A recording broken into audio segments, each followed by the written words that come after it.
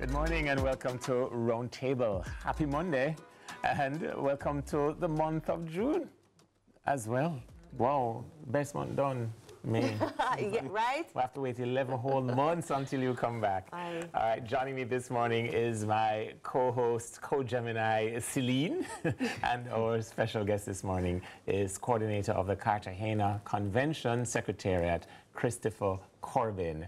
Welcome to Roundtable, and thank you for continuing to be here through this morning's program. Thank you so much. It's a pleasure to be here. Thanks for having me, and good morning to all of the viewers. Right, and of course, Chris is here with us because it is World Environment Week. And for people like me, nerds like me, it's a very important week on the calendar, but we'll get back into that in a bit. How was your weekend, Celine? It was good. It was good. It was restful. Yeah. So, I don't have to ask, but the way you looked when you said it was restful. How was your weekend? I'm just coming back from this big, I don't know if you've heard this big conference that we had in Antigua and Barbuda last week about small island developing states. Yes. It was restful. I got to watch some cricket. I got to watch West Indies win. Oh, a little close, but... A win? A win is a win. Right? There's an article in today's paper by Ambassador Byron Blake on the whole matter of small island developing states. A little scary, but I'm going to have to read it through in parts and sections. All right. It's now that time where we check to see what's been buzzing online in our social buzz. Check this out.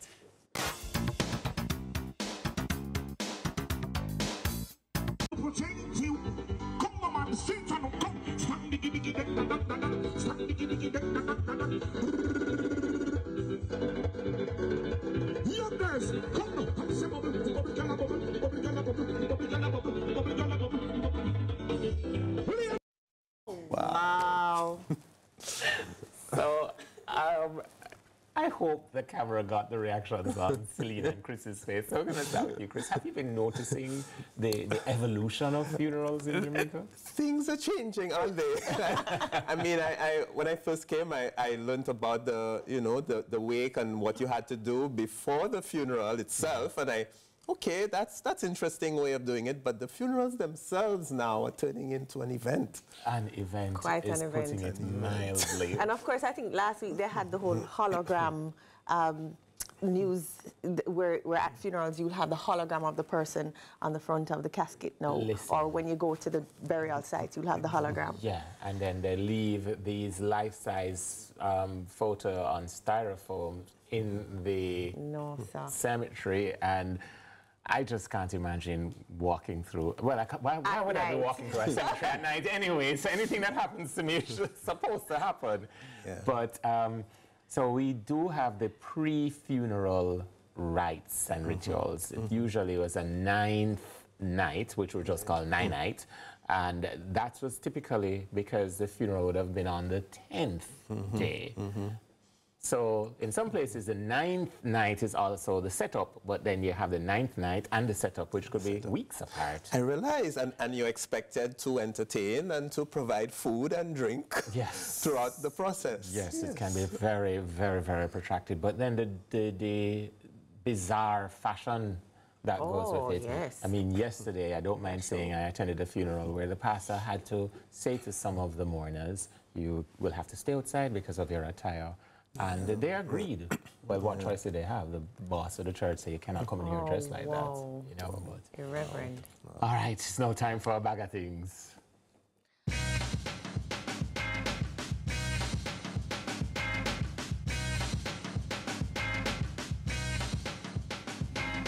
The aviation summer camp, I'm blasting this again because it promises to be a really exciting experience for kids age 5 to 13 that is interested in aviation, all things aviation. So it can be the general aviation, anything that goes on in the airport, or becoming a pilot, becoming a technician, or anything around the industry.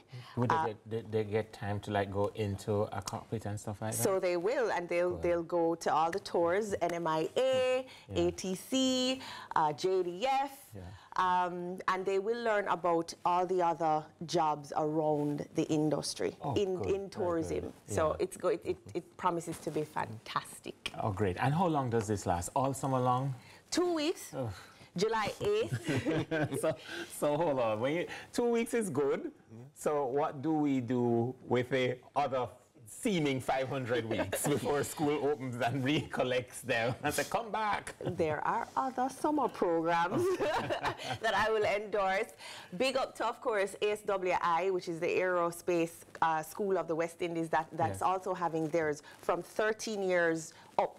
That's having a summer program. So if you're really interested in aviation and want to sign up, ASWI.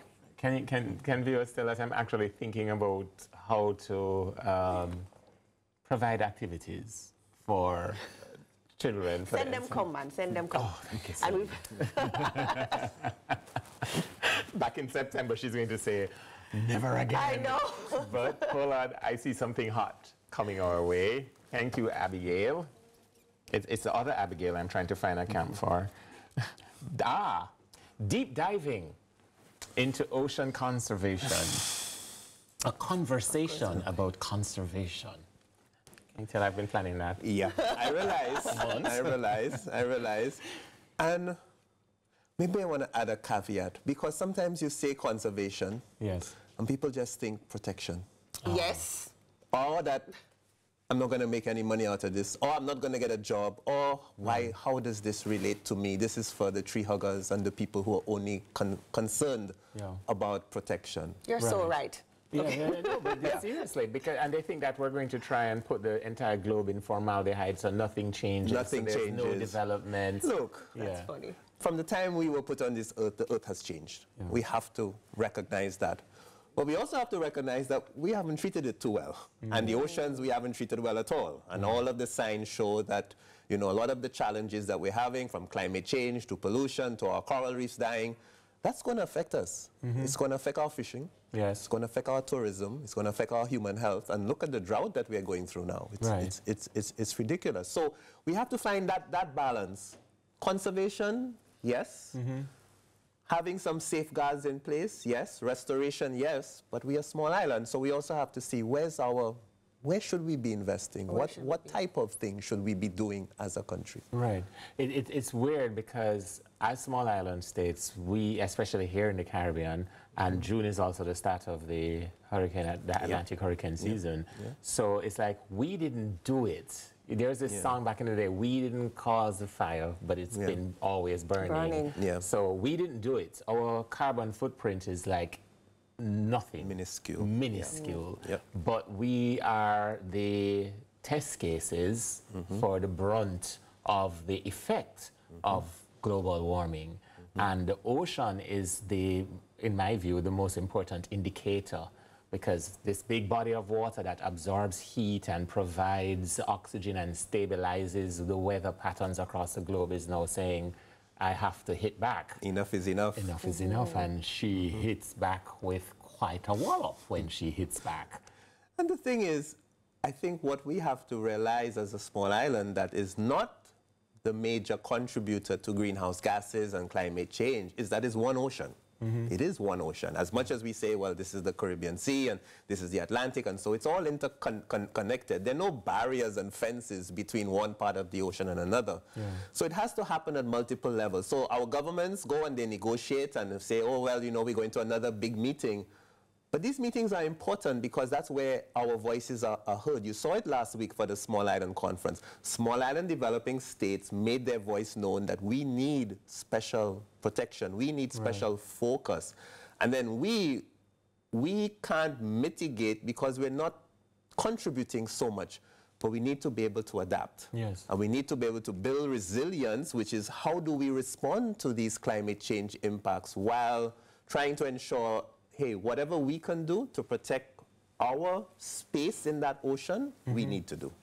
So can I ask, because we've been talking about climate change and conservation for a while, like for a few years well now. How successful are we with enforcing some of the laws and policies, and how successful are we with actually conserving?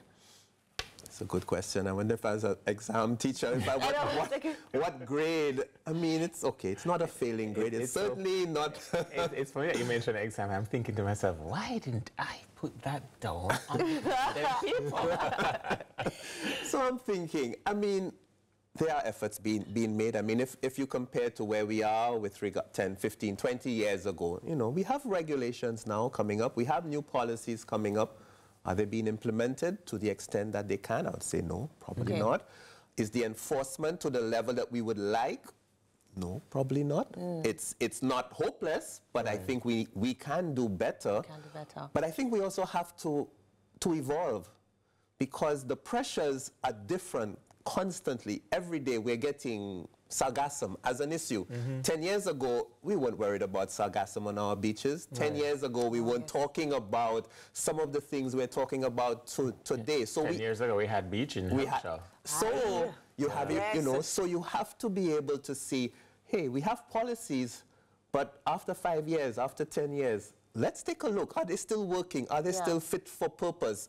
With people changing, communities changing, do we need to also adapt and to change? And that is probably something that needs to be more of not just a government thinking process, but everyone has to think along those lines. So I don't know if I'm drinking the Kool-Aid, but to also try to answer that excellent question that teacher just asked us without giving us the heads up to go study, is that I think the fact that we are all more present in the conversation about conservation, I think that that's a step in the right direction. When I first heard about sargassum, I still in high school, I wasn't even yet doing the work I do. And it was on a book, Wide Sargasso Sea. And now, as you're seeing on the photo there on the split screen, everybody who's been to Hellshire anytime during the last couple of years knows what sargassum is. And there's just so much of it. And I'm sure there's a use for it, but we have not yet gotten to the point where we can convert it into something useful. Well, there's actually some even right here in Jamaica. I met an entrepreneur, I'm sorry, his name escapes me now, but we're starting to look at that. Use as biodigester, used to generate energy. At the same point in time, this is not something that's a predictable resource. We don't know every year, are we going to get the same amount? So that might have to gauge what type of use we do, because you don't want to set up a business and then not have enough. Not have enough. So I think that's where the research is still critical, and that's where, as you mentioned, the partnerships, our academic and research community, our scientists who are out there, but not just our natural scientists, our social scientists, you know. What about behavior? How is this, you know, so we need to bring the impact on communities, especially those fishermen who can't even sometimes bring their boats out when there's this huge amount of sargassum, you know, present on the coastline. Right. And sometimes I wonder, you know, like if the human body gets an infection, you know that because you have a fever, you might have the swollen lymph nodes. Sometimes I wonder, with all of the beach erosion that has happened, the fact that the water was like really hitting against the coastline, with the sargassum, it helps to buffer that. So did nature figure, say, okay, fine, I'm having a stress here, I need to respond to the stress, and I'm sending floating beds of sargassum to sort of just calm it down, because you're right about the overfishing, which is a major issue that we don't speak enough about. Because I've had to be in the community of fisher folk, and there's like, okay, so this too small, we must throw it back. When me throw it back, and you go back a your way, how me feed my family? Exactly. A real dilemma. But you know what? We talked about something in the dressing room, Raymond, where I was saying, you know, when you hear marine economy, or the blue economy, all I think about is the monetary exchange or value that it may have. All right, so we're going to take a quick break, and Chris, at least with this time, teacher gave us a minute and a half to study, so we'll come back with the blue economy. More after the break. Welcome back to the round table this morning. The topic is deep diving into ocean conservation, and just before the break, we mentioned blue economy. Blue economy. Right, so Chris, over to you. Yeah, traditionally, think of blue economy, what do we think of? Money. Well, okay. Money. Money, first of all. Yes. Well, traditionally, when we think of where is that money coming from, right. It's coming from tourism. Okay. It's coming from fishing. It's coming from maritime transportation. Now, talk more recently has been about how can Jamaica, how can small islands benefit from the blue economy, the ocean around us, because when you look at our size as islands compared to the size of the ocean around us that falls within our territory, massive it's a massive difference. But blue economy is more than just saying, well, sea going to be valued this, and I'm going to exploit it for as much as I can. Because at the end of the day, if we exploit the sea the way we exploited the land, nothing going to happen. Oh. Yeah. We're dead, put it mildly. So when we talk blue economy, first of all, it's about people. It has to be about people. But it has to be about what are the opportunities now within that ocean space that can now feed into the money generation, the economy, but in a way that doesn't compromise our children, our grandchildren, our future, because for the same reasons we were talking about, we need coral reefs, we need mangroves, we need seagrass beds. So the blue economy is not just simply about, well, we're going to fish as much as we can until it's all done. Right. So we have to see. And then there are the new opportunities, wind energy. There are the opportunities for things that we probably haven't even found yet that the ocean can contribute to. So there is a lot of discussion around it, but I think part of what we need to do is we need to know what we have there. Same way that when you do in your land and you say, oh boy, I have gold here, I have silver here, I have this here, we need to know what resources we have out there. Hold on. So can we go back to wind energy? So do you mean like turbine? Offshore windmills. Yes, in other parts of they've constructed them, so you generate the wind energy. There's also energy that you can generate from the ocean itself. Right, wave energy. Wave energy coming in, so instead of depending on oil, which we all want to move away from because that's a major contributor to climate change, but again, what are the alternatives? Well, I'm hoping that we want to move away from, from oil because, you know, anything that is so easy and so long known gives us the impression that we can't move away from it. And it's actually an easier thing to walk away from than the oil industry has convinced us about. Because when you look on it, you know, it's far more expensive than we realize to use fossil fuels. A lot of subsidies are built into that entire industry. So we're not paying full cost. But then there's the after effect, the actual emissions that is really choking the lungs of the earth. At the same time, we're cutting down more trees and not planting back enough. And we are also now on new technology, such as fracking, to get oil from places that 40 years ago we wouldn't have been able to. And I think that that's a problem. And I know that I just lost some key persons who say we would participate in the conversation about conservation, but don't make it seem as if it is against development. How do we strike that balance? And I think it's an important balance that we have to strike. There are things we need to conserve. There are areas that if we don't conserve, we're not going to have water. We're going to have serious destruction of species that are globally recognized. Jamaica has species of plant and animal that are globally recognized, that offer an opportunity to showcase us to the world. Right. Throughout the Caribbean, there are those types of resources that merit pure and constant conservation. But as you look at that, you have to look at it in the bigger context of the development of people, what type of conservation measures could be put in place, and then what is the theme of this World Environment Day? It's about restoration. So what you're finding happening is that you say, well, look, I need to cut down there. And if you cut down there, I need to plant back here to have a sort of balance, in terms that goes all the way through and benefits everyone. Okay, so forgive me, because the entrepreneur in me... No, but the entrepreneur in me is listening to you and thinking, okay, so you have all these different resources that I can mine and somehow make money from it, wave energy, this, that. But then I'm guessing that it's probably really expensive to mine some of these, which is why we haven't done it, because, you know, Right. It's a combination. It's not just the expense of it, but we don't know what we have. Okay, so until it's like, hey guys, before you start investing in major focus on this, maybe we have something that's even more valuable. Yeah. That with less intrusive types of things, we could get the same benefit. But we need to have that type of balance. So you say, hey, here are your options. Option 1, 2, 3.